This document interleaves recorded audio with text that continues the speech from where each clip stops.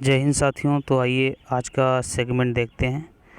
आज के सेगमेंट में जो हम कवर करने जा रहे हैं वो है शरद पवार जी की फैमिली। ये एनसीपी चीफ हैं और महाराष्ट्र में आपने देखा होगा इन्होंने अपने भतीजे को कैसे, जो देवेंद्र फडणवीस की वहाँ की सरकार पिछले 5 साल पूरा भी कर चुकी थी और दोबारा एक तरह से कोएलिशन में सरकार बनाने जा रही थी शिवसेना को पीछे छोड़ के, मतलब उनसे जो आपस में उन दोनों का कोएलिशन था उनको हटाकर। और फिर जो क्या होता है कि पहले तो भेजते हैं फिर बाद में हाथ खींच लेते हैं और फिर शिवसेना से बात किए रहते हैं पहले ही और फिर शिवसेना से मिलके अभी भी सरकार चल रही है वहाँ की। तो इस तरह से होता है वहाँ पर। अभी क्या है यहाँ पर जो ये हैं ये एक तरह से ये शिवसेना के एनसीपी के चीफ हैं और जो इनका एक तरह से जितना भी इनका पॉलिटिकल गेन है, ये वैसे पीएम बनना चाहते हैं। हर कोई इंडिया में जो बड़ा लीडर है वो चाहता है कि पीएम की कुर्सी उसे मिले। तो इनका भी एक विज़न है, एक सपना है एक तरह से। और ये महाराष्ट्र से आते हैं। आपने देखा होगा इनकी एक जो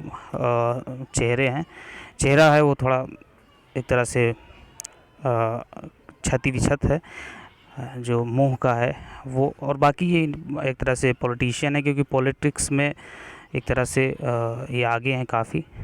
तो इनकी जो फैमिली उसके बारे में आइए देखते हैं। तो जो पवार परिवार है उसके जो एक तरह से शरद पवार हैं, वो ये देखिए शरद यहाँ पर हैं।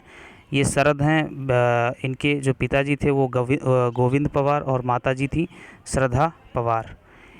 इन दोनों से 4 बेटे और एक तरह से 5 बेटे इनके हुए यहाँ पर। एक तरह से जो अप्पा साहेब, अंताराव, शरद, प्रताप, सरोज पाटिल। तो एक तरह से 5 इनके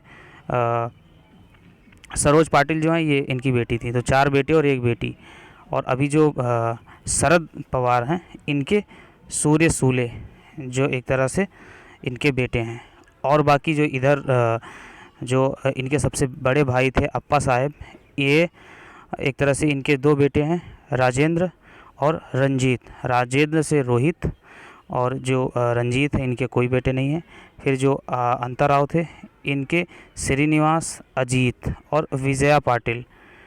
और इसके बाद में जो अजीत हैं इनके पार्थ और एक तरह से जय। तो 2 बेटे इनके हैं। और जो इधर प्रताप थे ये अभिजीत इनके बेटे हैं। तो एक तरह से ये पूरा पवार फैमिली। और ये महाराष्ट्र में सभी लोग देखिए, आप कोई एग्रो बिजनेस है, कोई एक तरह से लोकसभा कंस्टिट्यूंसी में कैंडिडेट रहा है, कोई ऑटोमोबाइल में है, कोई मीडिया पर्सन है, कोई एंटरप्रेन्योर है। तो सारे के सारे एक तरह से अपनी अपनी फील्ड में काम कर रहे हैं। सभी अपनी अपनी जगह पे काम कर रहे हैं और ये शरद जी हैं बीच में। तो इतना ही था। बहुत बहुत धन्यवाद। जय हिंद।